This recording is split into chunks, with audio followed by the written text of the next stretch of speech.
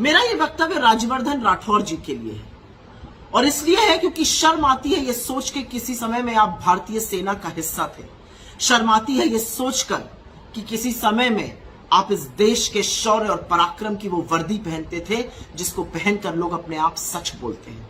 आपने 3 दिन पहले लोकसभा में एक वक्तव्य दिया जो निहायत ही घटिया था और जिसमें आपने कोरा सफेद झूठ बोला और ये आपकी संगत का असर है, क्योंकि जिस संगत में आप रहते हैं वहां पर जितना ज्यादा जो झूठ बोलेगा उतना आगे वो जाएगा। झूठ बोलने की सीख और झूठ बोलने का परीक्षण तो खुद गृह मंत्री और प्रधानमंत्री देते हैं, जिन दोनों लोगों ने इस बार सदन में झूठ बोला। पर उनका क्या, एक तड़ीपार थे, जुमलों के बेताज बादशाह हैं। आपने तो कभी भारतीय सेना की यूनिफॉर्म पहनी थी, तो आपको क्या लगता है आप आंख निकाल निकाल कर और गला फाड़ फाड़ के जो झूठ बोल रहे थे उसका पर्दाफाश नहीं होगा? लेकिन आपके अंदर हिम्मत की कमी लगी मुझे, इसलिए लगी क्योंकि आपने एक झूठ बोला कि 2008 में सोनिया जी बीजिंग ओलंपिक के दौरान आकर खिलाड़ियों से नहीं मिली थी। यह झूठ आपने सदन में बोला और आपने गद्दार शब्द का प्रयोग किया, लेकिन आपकी इतनी हैसियत और हिम्मत नहीं है कि यही झूठ आप बाहर बोल दीजिए। टीवी चैनलों की बाइट्स पर आपने बात में जलेबी बनाने की कोशिश करी कि कैसे कार आई और कितनी देर रुकी और वो थोड़ी देर मिली या ज्यादा देर मिली, ये बात करी, क्योंकि आप जानते हैं कि सदन में कही हुई बात पर आपके ऊपर क्रिमिनल डेफेमेशन, मानहानि का मुकदमा नहीं हो सकता है, लेकिन बाहर कही हुई बात पर आपको कोर्ट घसीटेगा और हम घसीटेंगे आपको कोर्ट में। तो अगर हिम्मत है तो जो बात आपने सदन के अंदर कही है पूरी वर्बाटिम तरीके से आप बाहर कहकर दिखाइए, मैं आपको चैलेंज करती हूं। लेकिन क्योंकि आपने झूठ बोला, उस झूठ का पर्दाफाश होना जरूरी है। 2008 के बीजिंग ओलंपिक में न सिर्फ Sonia Gandhi ji games village I थी, बल्कि इंडियन ब्लॉक भी आई थी और खिलाड़ियों से मिली थी और उनको कहा था कि आपसे देश बहुत अपेक्षा रखता है, आपको सबको मेरी शुभकामनाएं।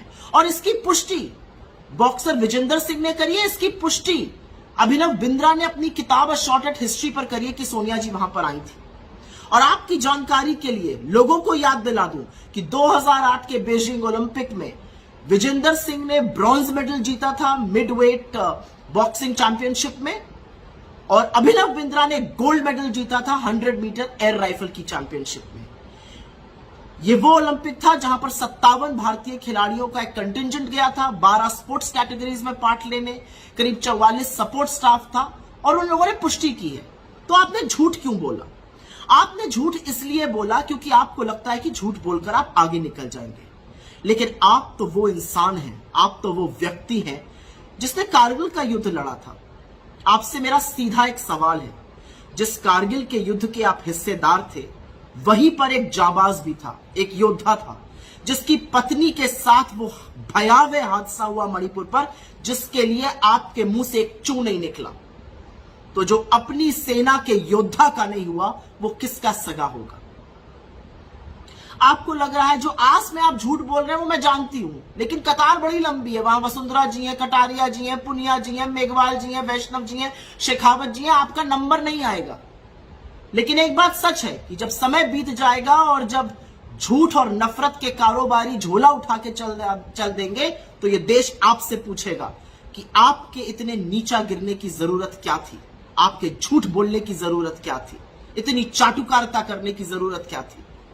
और एक चीज मैं जाते जाते आपसे पूछना चाहती हूं, क्योंकि आप योद्धा रह चुके हैं, क्योंकि आप भारतीय सेना का हिस्सा थे, कभी सोचा है और कभी पूछा है, हैसियत है आपकी पूछने इसके लिए कि देश के प्रधानमंत्री से उन्होंने चीन को क्लीन चिट क्यों दी? कभी पूछा है मोदी जी से कि 18 बार चीन जाते थे, क्या करते थे वहां जाकर?